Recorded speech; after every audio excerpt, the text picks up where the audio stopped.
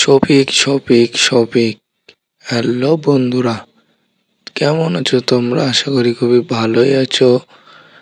তোমরা আবার আমার কাছে জিজ্ঞাসা করছো যে শফিক ভাই পল্লীগ্রাম টিভিতে দুটো ভিডিও করে আবার ভিডিও বন্ধ করে দিল নাকি? আরে ভাই, শফিক তো নিচে থেকেই বলল আমি আর অন্য কোনো চ্যানেলে যাব না, আমি অন্য কোনো চ্যানেলে ভিডিও করব না। তা আপনারা কেন এত ভয় পাচ্ছেন? শফিক আর কোথাও যাবে না। শফিক ভিডিও শুটিং চলছে, শফিকের ভিডিও শুটিং হয়েও গেছে।